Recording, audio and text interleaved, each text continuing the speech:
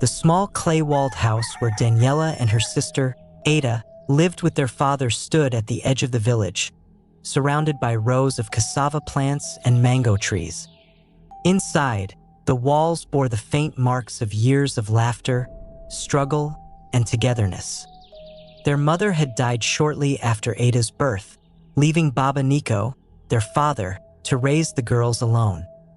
Daniela was only 7 when her mother passed, but even at that young age, she instinctively took on the role of caretaker.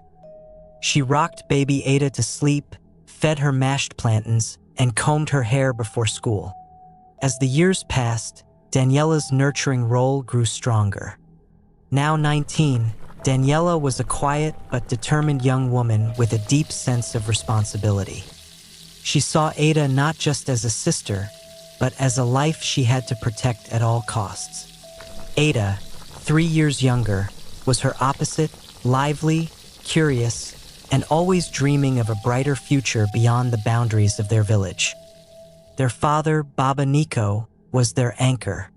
As a hardworking farmer, he did everything to ensure his daughters never felt the absence of their mother too keenly. He taught Daniela how to pound yam and Ada how to chase butterflies in the fields. "Family is all we have," Baba Nico often said, his voice warm with affection. But one day, Baba Nico didn't rise with the sun as usual. Daniela found him lying in bed, his face pale and his breathing labored. "Papa, are you okay?" she asked, her voice tinged with fear. He gave her a weak smile. "It's nothing, my daughter, just a little tired." But as the days went by, his condition worsened. Baba Nico, the man who had always been their strength, was now frail and weak, coughing uncontrollably. "We need to take him to the hospital," Daniela told Ada one morning, her hands trembling as she spooned porridge into their father's bowl. "But we don't have the money." Ada looked at her with wide, frightened eyes. "What do we do?" Daniela thought hard, and one name came to mind: Uncle John. He was their mother's elder brother, a wealthy trader who lived in the next town. Though he had been distant since their mother's death, he was still family. Surely he would help. That afternoon, Daniela walked to Uncle John's house, her heart pounding with both hope and fear. She explained her father's illness, her voice cracking as she begged for his help. John listened in silence, his expression unreadable. Then he leaned forward, his eyes glinting with something sinister. "I will help," he said slowly, "but only if you do something for me in return." "What do you mean, Uncle?" Daniela asked, her voice cautious. He smiled, a cold, unsettling smile. "You know what I mean. Lie with me in bed, just once, and I'll pay for everything. You and your younger sister will not have to worry about anything at all." Daniela's stomach churned, and she recoiled in horror. "You're my uncle. How could you suggest such a thing?" His smile faded, replaced by a sneer. "Then find another way to save your father." "Uncle, please, we need your help. You are the only family we have. Please, help us," Daniela cried. But her uncle was not at all moved by her predicament. "Like I told you, lie with me in bed and I'll pay for everything. That's my offer. You can either take it or leave it." Daniela left his house in tears, her heart heavy with anger and disgust. But when she returned home and saw her father's condition, a pang of guilt gnawed at her. Had her refusal cost her father his life? A week later, Baba Nico passed away, leaving his daughters to fend for themselves. The funeral was small and somber, attended by neighbors who murmured words of condolence. After their father's burial, the sisters faced a harsh reality. With no money to pay their school fees or feed themselves, they had no choice but to turn to Uncle John again. Together, they approached him, hoping for compassion, but his conditions remained unchanged. "I will take care of you both," he said, his gaze lingering on Daniela. But you know what I want. Daniela stood firm. Uncle, please, have mercy. When you're ready, then you can come back here, he snapped, pushing them out of the door. Daniela felt a deep sense of failure. She had promised to protect her family, but now her father was gone, and Ada's school fees were overdue. She knew what she had to do. I'll drop out of school, she told Ada one evening, her voice resolute. I'll find work to support us. No, Ada cried, clutching her sister's hand. You're all I have left. Don't leave me. I'm not leaving, Daniela said softly, but I have to take care of you. As the days went by, Daniela found work cleaning houses and washing clothes for wealthier families in the village. The pay was meager, but it kept them fed. During one of her jobs, she met Anita, a woman with a sharp wit and an air of confidence. Anita had lost her parents as a teenager and had been forced to make her way in the world. You remind me of myself, Anita told Daniela one day. How so? Daniela asked. I started with jobs like this, Anita said, but it was never enough. Eventually, I found another way. Daniela's brow furrowed. What way? Anita hesitated, then said, the streets. Men pay for what they want and they pay well. You should consider it. Daniela stiffened. I'm not that kind of person. Anita shrugged.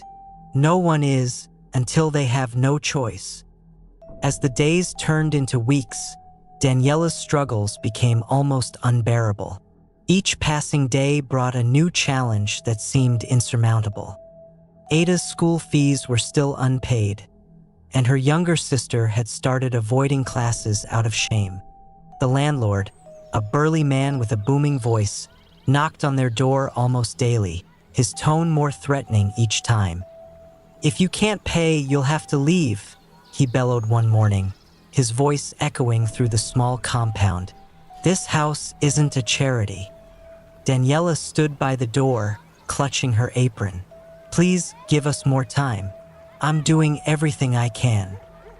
I've heard enough excuses, the landlord snapped. If I don't have my money by the end of the week, you'll be out on the street. The door slammed shut, leaving Daniela trembling. She turned to Ada, who was seated quietly on their mat, her head bowed. Ada had overheard everything but said nothing. Her silence was more painful than any words she could have spoken. That night, Daniela lay on her thin mattress, staring at the wooden ceiling above. Her mind raced, replaying the landlord's words and the worried look on Ada's face. The walls of their tiny home seemed to close in on her, suffocating her with guilt and fear. She thought of her father, how he had always managed to shield them from life's harshness, and how, in his absence, she felt like she was failing. Her thoughts drifted to Anita. She remembered their conversations and the way Anita spoke about her life, candid, unashamed, and oddly confident. It's not the life I imagined for myself, Anita had said once, but at least I can feed myself, pay my rent, and sleep without worrying about tomorrow. Daniela had dismissed her words at the time, clinging to her principles. But now, with desperation clawing at her, those words took on a new meaning. By midnight, her decision was made. She sat up, her heart heavy but her resolve hardened. I have to do this. For Ada, she whispered to herself, her voice shaky. The next morning, Daniela sought out Anita. She found her sitting under a mango tree near the market, her brightly colored scarf catching the sunlight. Anita, Daniela began, her voice trembling, I need your help. Anita looked up, her expression unreadable. You've made up your mind? Daniela nodded, though her heart felt like it was breaking. I don't have a choice anymore. Anita sighed, studying Daniela's face. This life isn't easy, she said, her tone serious. It takes more than desperation to survive it. Are you sure you're ready for what this means? Daniela hesitated for only a moment before nodding again. I'll do whatever it takes to keep Ada in school. I can't fail her. Anita's gaze softened, though her eyes were tinged with sadness. All right, she said, but remember, once you start, there's no going back.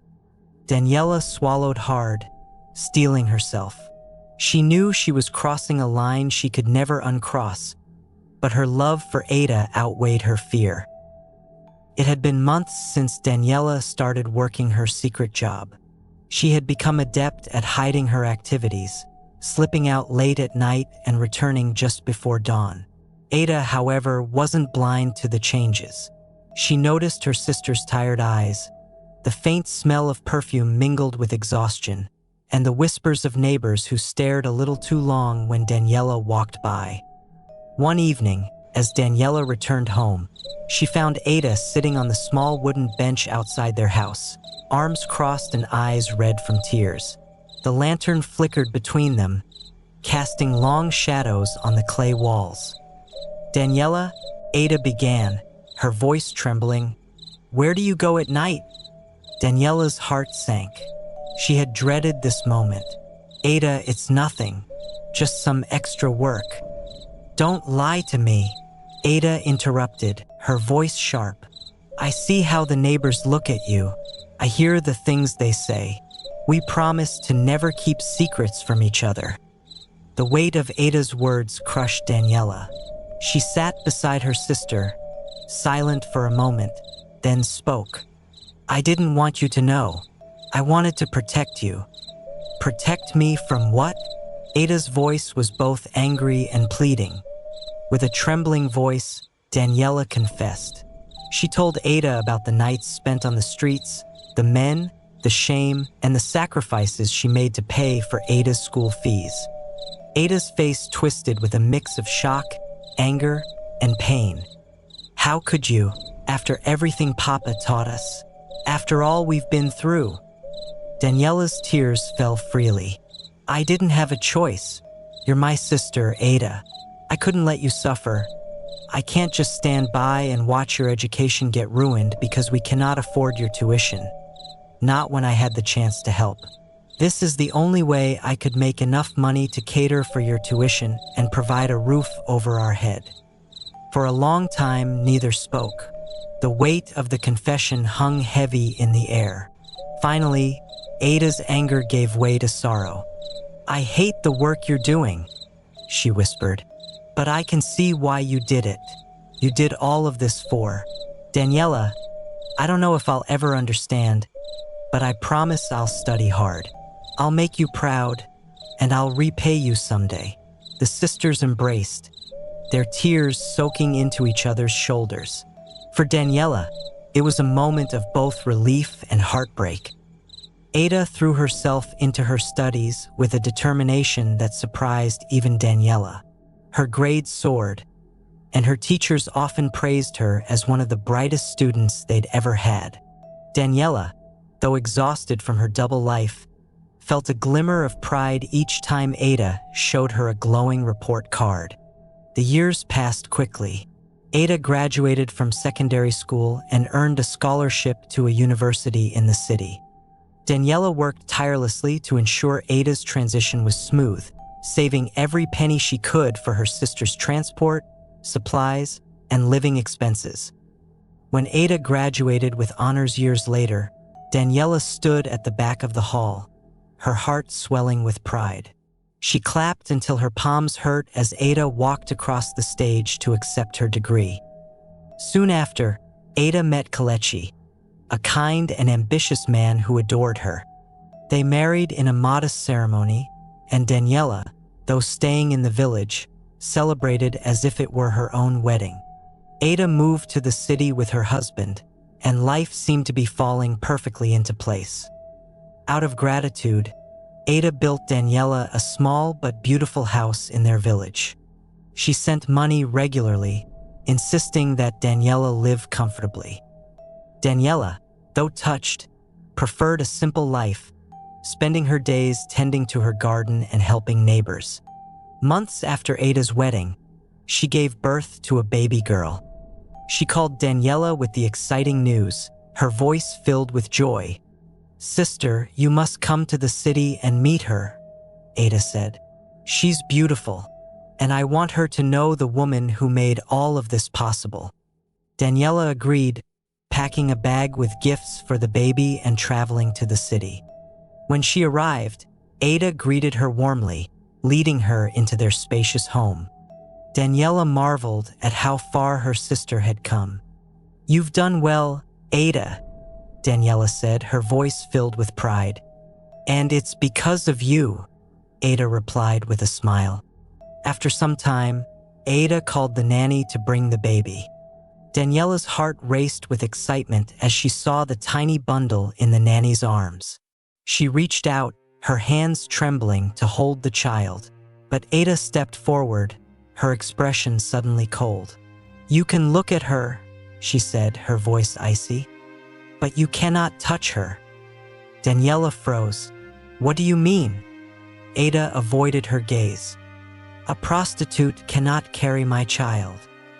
The words struck like a slap. Daniela's chest tightened, and tears welled in her eyes. "Ada, is this really you talking? After everything I sacrificed for you, this is how you repay me? I gave up my life so you could have this, and now you refer to me as a prostitute, unworthy of carrying your child in my arms." "I'm grateful," Ada replied, her voice steady, "but some things cannot be forgotten." Daniela's pain turned to anger. "Have you forgotten everything I did just so you could go to school? I sacrificed my dignity by working as a prosti. Not because I wanted to, but just so I could get enough money to take care of you, to take care of us. I never forced you to take care of me, did I? You chose that life because you wanted to, and that has nothing to do with me," Ada replied. With trembling hands and a pained soul, Daniela cursed her sister. "May you never know the joy of motherhood again." She stormed out, packing her belongings and returning to the village that same day. 2 days after Daniela left, Ada's baby fell ill. At first, it seemed like a minor fever, but her condition worsened rapidly. Ada and her husband rushed the child to the hospital, but despite the doctor's efforts, the baby passed away. Ada was inconsolable. She wept for weeks, her home now silent and cold, but the worst was yet to come. Months turned into years, and Ada was unable to conceive again. She and Kalechi visited doctors, specialists, and fertility clinics, but every test came back normal. The couple grew frustrated, and Ada's once perfect marriage began to strain under the weight of their unspoken grief. One day, out of desperation, Ada visited a spiritual leader. She poured out her story, tears streaming down her face as she recounted her struggles. The spiritual leader listened intently, then spoke. "Your sister's curse binds you. Until she forgives you, you will not conceive again." With a heavy heart, Ada traveled to the village to seek her sister's forgiveness. She arrived at Daniela's modest home and knocked softly on the door. "Daniela, it's me," Ada called, her voice trembling. "Please, I need to speak with you." Daniela opened the door, her face emotionless. "What do you want?" "I'm sorry," Ada said, falling to her knees. "I was wrong to treat you the way I did. Please forgive me." Daniela's lips tightened. "Some wounds don't heal, Ada. You humiliated me. You made me feel like nothing." "I know," Ada sobbed. "I was blind, proud, and ungrateful, but I've suffered for it. Please, Daniela, I need you." But Daniela wasn't ready to give in easily. For weeks, Ada visited daily, standing outside Daniela's door and begging for forgiveness. Daniela continued to ignore her, but each visit chipped away at her anger. One evening, Daniela finally opened the door. Ada, exhausted and tear-streaked, looked up in surprise. "Come in," Daniela said quietly. The sisters sat together, the silence heavy but not uncomfortable. Ada explained her pain, her regret, and the lessons she had learned. Daniela listened, her face softening with each word. "I forgive you," Daniela said finally, her voice breaking. "But promise me, Ada, that you'll never forget the sacrifices people make out of love." "I promise," Ada said, tears streaming down her face. Their embrace was long and filled with unspoken words. Over time, the sisters rebuilt their bond, finding solace in the love that had once united them.